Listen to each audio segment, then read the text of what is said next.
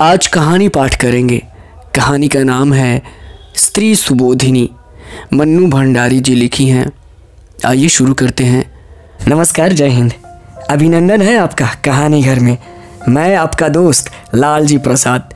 उम्मीद करता हूँ आप स्वस्थ होंगे, कहानी घर की हर प्रस्तुति को पसंद करते होंगे। कहानी घर साहित्य, कला, संस्कृति, पर्यावरण, स्वास्थ्य और समाज से जुड़े तथ्यों को प्रस्तुत करता है। कहानी घर के हर नए प्रस्तुति से जुड़े रहने के लिए आप इसे सब्सक्राइब कर लीजिए और हाँ, अपना मधुर प्यार देते रहिए। प्यारी बहनों, न तो मैं कोई विचारक हूँ, न प्रचारक, न लेखक, न शिक्षक। मैं तो एक बड़ी मामूली सी नौकरी पेशा घरेलू औरत हूँ जो अपनी उम्र के 42 साल पार कर चुकी है। लेकिन उस उम्र तक आते आते जिन स्थितियों से मैं गुजरी हूँ, जैसा अहम अनुभव मैंने पाया, चाहती हूँ बिना किसी लाग लपेट के उसे आपके सामने रखूँ और आपको बहुत सारे खतरों से आगाह कर दूँ। अब सीधी बात सुनिए, सीधी और सच्ची। मेरा अपने बॉस से प्रेम हो गया।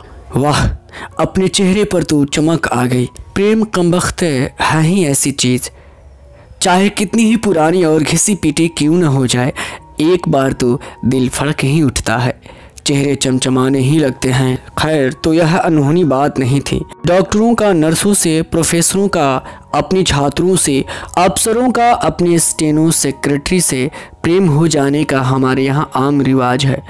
यह बात बिल्कुल अलग है कि उनकी ओर से इसमें प्रेम कम और शगल ज़्यादा रहता है। शिंदे नए नए तबादला होकर हमारे विभाग में आए थे। बेहद खुश मिजाज और खूबसूरत, आंखों में ऐसी गहराई कि जिसे देख लें वह गोते ही लगाता रह जाए। बड़ा शायराना अंदाज था उनका और जल्दी ही मालूम पड़ गया कि वे कविताएं भी लिखते हैं। पत्र पत्रिकाओं में वे धड़ाधड़ छपती भी रहती हैं और इस क्षेत्र में उनका अच्छा खासा नाम है। आयकर विभाग की अफसरी और कविताएं, है ना कुछ बेमेल सी बात, पर यह उनके जीवन की हकीकत थी। मैं स्थितियों और उम्र के उस दौर से गुजर रही थी जब लड़कियों में प्रेम के लिए विशेष प्रकार का लपलप भाव रहता है। बूढ़ी माँ तीनों छोटे भाई बहनों को लेकर गांव में रहती थी और मैं इस महानगरी में कामकाजी महिलाओं के एक हॉस्टल में। न घर का कोई अंकुश था और न इस बात की संभावना कि कहीं मेरा ठौर ठिकाना लगा देंगे। आखिर मैंने अपनी नाक और आंखों को कुछ अधिक सजग और तेज कर लिया। बस ऐसा करते ही मुझे हर नौजवान की नज़रों में अपने लिए विशेष संकेत दिखने लगे और उनकी बातों में विशेष अर्थ और आमंत्रण की गंध आने लगी। तभी भीड़ गया शिंदे।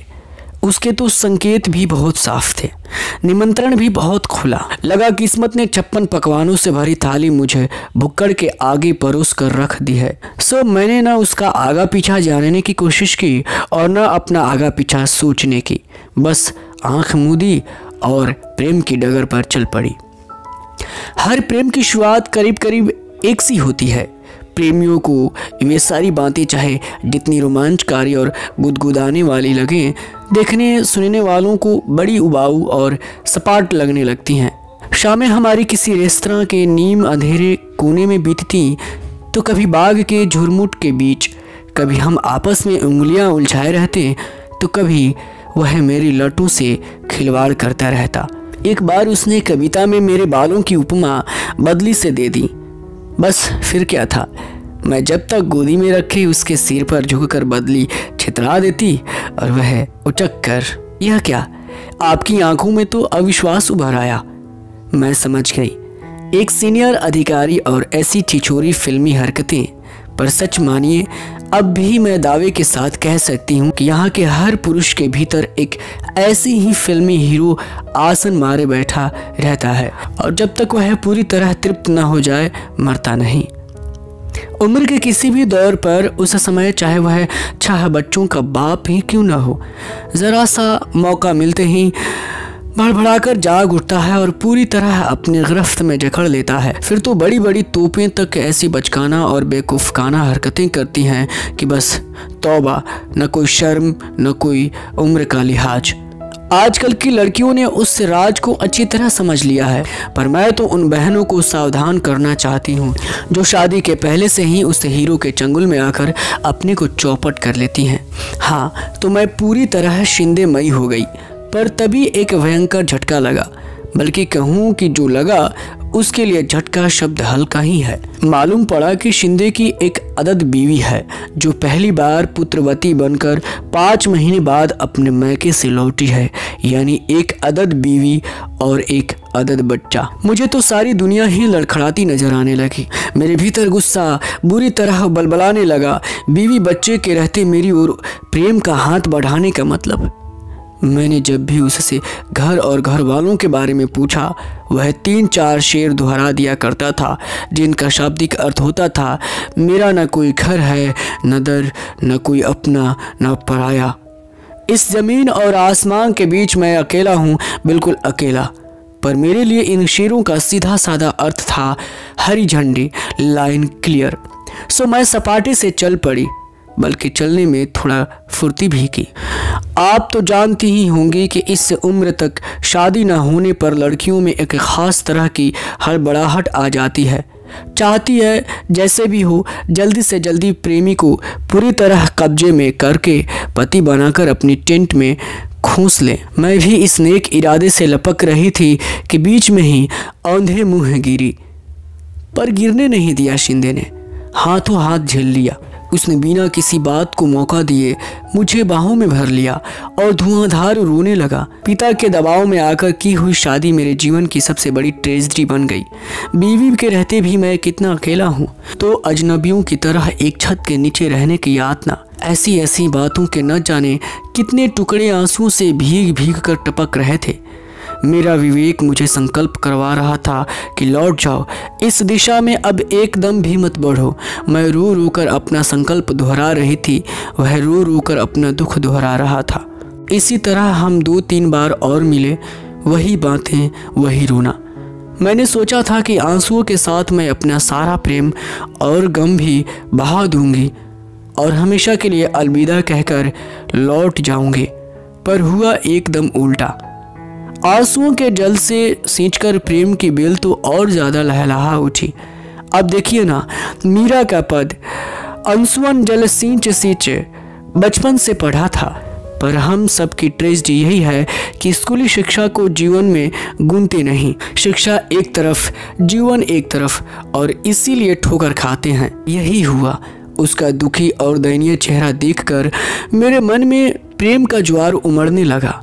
उसके आंसुओं ने प्रेम को इतना गीला और रपटीला बना दिया कि वापस मुड़ने को तैयार मेरा पैर अपने आप को स्वाहा करने के लिए आगे बढ़ गया। शिंदे इस मैदान का पक्का खिलाड़ी था। मेरे असमंजस और दुविधा को चट भांप गया। केवल भांप ही नहीं गया, वरन उसने यह भी महसूस कर लिया कि बीवी की उपस्थिति से हमारे प्रेम में आपातकालीन स्थिति पैदा हो गई है। अब यदि इसे बचाकर रखना है तो प्रेम करने के तरीके में क्रांतिकारी परिवर्तन लाना होगा। बिना उसके मामला चलने वाला नजर नहीं आ रहा था। रेस्तरां और बाग बगीचों के बीच तो यह परिवर्तन आ नहीं सकता, इसलिए बड़ी शिद्दत के साथ एक कमरे की तलब महसूस होने लगी। 3-4 कमरा मुलाकातों में ही मैंने समझ लिया कि इन मुलाकातों के कारण उसके भीतर किसी तरह का अपराध बोध या कुछ गलत करने का भाव लिश मात्र भी नहीं है। वह काफ़ी तृप्त और छका हुआ लगता था। मुझे समझते देर नहीं लगी कि शरीर के स्तर पर भी मैंने अपने को उसके लिए अनिवार्य बना लिया है।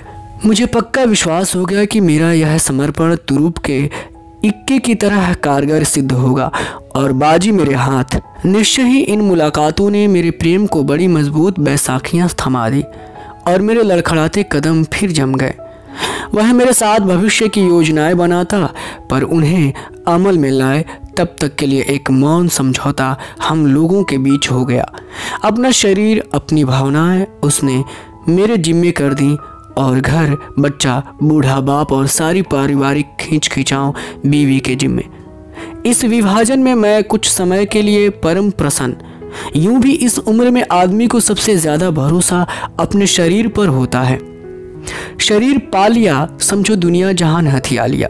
ऊपर से मुझे वह कभी बातों से तो कभी कविताओं से समझाता रहता कि मन और शरीर की पवित्र भूमि पर ही असली प्रेम पनपता है। घर की चार दीवारी के बीच निरंतर होने वाले खिंच में तो यह मरता ही है। मैं समझती रहती और अपने को बहुत पुख्ता ज़मीन पर महसूस करती। वह बातें ही ऐसी करता कि संदेह की कोई गुंजाइश नहीं छोड़ता। मुझे पूरा विश्वास था कि एक दिन वह खूंटे से उखड़कर मेरी गिरफ्त में आ जाएगा। बीवी की याद और बात से ही शिंदे अपना चेहरा एकदम मायूस बना लेता और बिना कहे ही मेरे दिमाग में यह बिठाने की कोशिश करता कि बीवी बनते ही औरत बहुत उबाऊ और त्रासदायक बन जाती है, कि रिश्तों में बंधते ही प्रेम निरस और बेजान हो जाता है, कि सच्चे प्रेमियों को तो हमेशा मुक्त ही रहना चाहिए। बीवी बनने की ललक जब तब मेरे भीतर जोर मारती थी। सच बात है, मुझे तो घर भी चाहिए था, पति भी और बच्चे भी, पर उसे तो जैसे बीवी नाम से ही चिढ़ हो गई थी। कभी कभी तो वह अपनी बीवी के कर्कश स्वभाव और तुनक मिजाजी की बात करते करते रो तक पड़ता। तब मैं लपक कर उसे बाहों में भरती, अपने होंठों से उसके आंसू पोंछती और उसे हौसला बंधाती कि जल्द ही हम कुछ ऐसा करेंगे कि वह इस दुख से मुक्त हो, कि मैं उसे एक सही सुखद जिंदगी दूंगी। यह आश्वासन उसके लिए कम, मेरे लिए ज़्यादा होता था। दिन सरकते जा रहे थे और अपने प्रेम के तरीके में क्रांतिकारी परिवर्तन लाने के बावजूद स्थिति जहाँ की तहाँ थी, यानी कि मैं अपने हॉस्टल के कमरे में बंद, शिंदे अपनी बीवी की मुट्ठी में। आज सोचती हूँ तो अपने पर ही सौ धिक्कार के साथ आश्चर्य भी होता है कि कैसे मेरी बुद्धि पर ऐसा मोटा पर्दा पड़ गया था कि यह भी नहीं सोच सकी कि उसकी बीवी भी आखिर मेरी तरह ही एक स्त्री है, अपने पति के छलावे और मक्कारी की शिकार।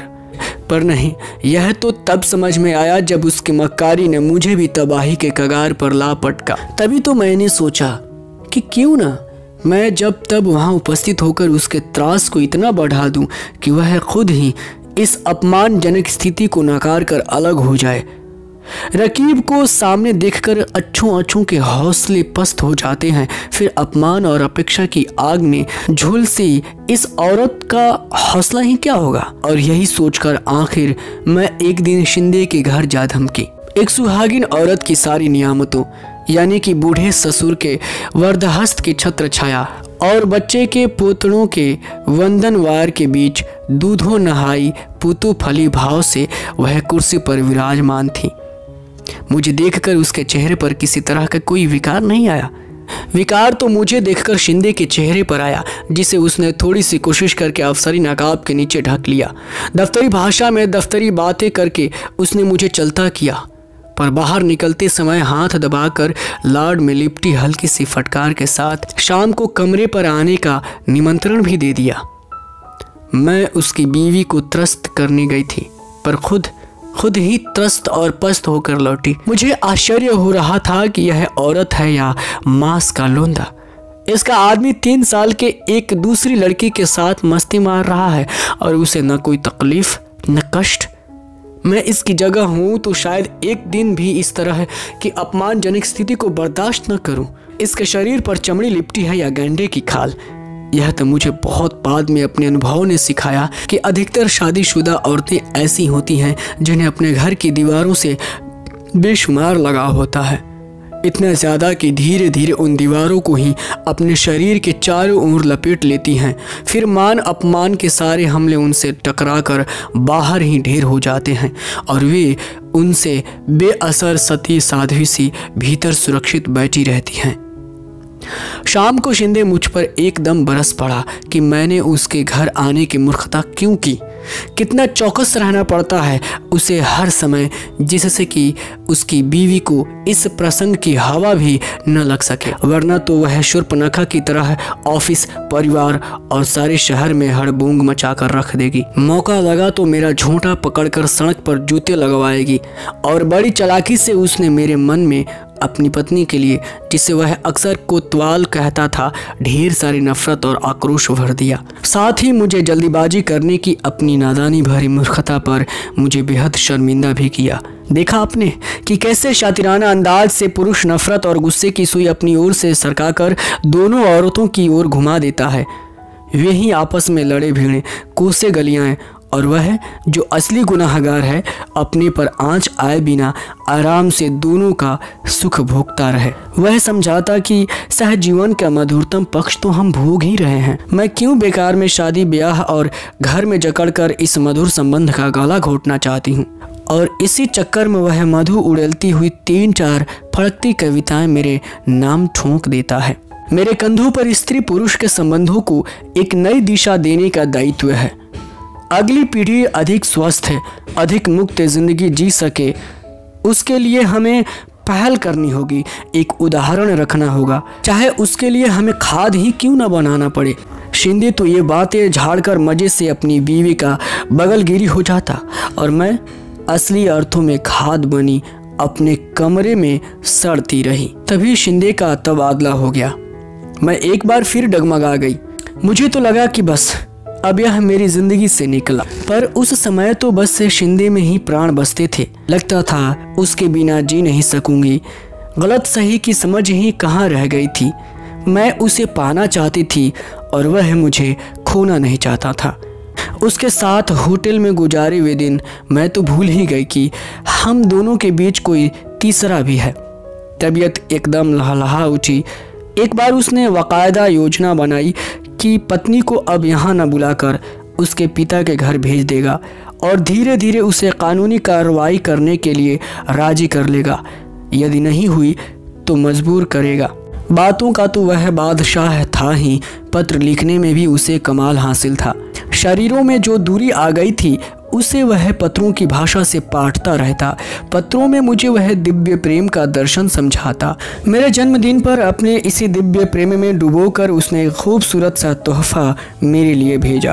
कभी वह चांदनी रात के गीत लिखकर भेजता तो कभी साथ बिताए मधुर क्षणों की याद को ताज़ा करने वाली कविताएं। उसने आंखों में सचमुच के आंसू भरकर कहा कि मैं ही शिंदे की प्राण हूँ, शिंदे की प्रेरणा हूँ। घर परिवार के अतिरिक्त शिंदे का जो कुछ भी है और वही तो असली शिंदे है, और वह उसने मुझे पूरी तरह सौंप रखा है। और तुरंत उसने अपनी बात का प्रमाण पेश कर दिया। मुझे समर्पित किया हुआ अपने नया कविता संग्रह हाथ से लिखा हुआ था प्राण को। उसका प्रेरणा और प्राण बनने का हश्र यह हुआ कि वह तो दिन दूना रात चौगुना फलता फूलता रहा। धन यश सफलता मान सम्मान सभी का मालिक, और मैं भीतर ही भीतर झुलस कर काठ का कुंदा हो गई। सब ओर से मरी मुरझाई टूटी और पस्त। मैं समझ गई कि मैं बुरी तरह ठगी गई हूँ। धीरे धीरे उम्र की बढ़ोतरी और ऑफिस और दुनियादारी के बीच शिंदे की रोमानी ज़रूरत घटती चली गई। परिणाम यह हुआ कि हमारे बीच चलने वाले पत्रों की संख्या कम और मजमून मौसम के सर्द गर्म होने पर आकर टिक गया। 8 साल तक चलने वाला प्रेम प्रसंग महज एक खिलवाड़ था जिसकी बाजी बड़ी होशियारी से शिंदे ने बांटी। ब्रह्मजाल के कटते ही नज़र साफ हुई तो बाजी में बटे हुए पत्तों का यह नशा रह रह कर मेरी आंखों में उभरने लगा।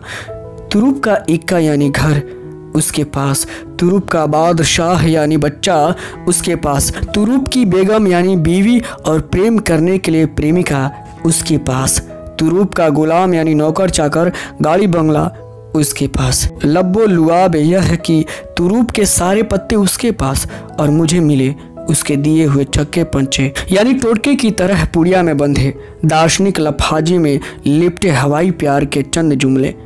इन टटपुंजिया पत्तों के सहारे मैं ज़्यादा से ज़्यादा इतना ही कर सकती थी कि ज़िंदगी भर उसकी पूंछ पकड़े रहती और उसे ही अपनी उपलब्धि समझ समझ कर संतोष करती रहती।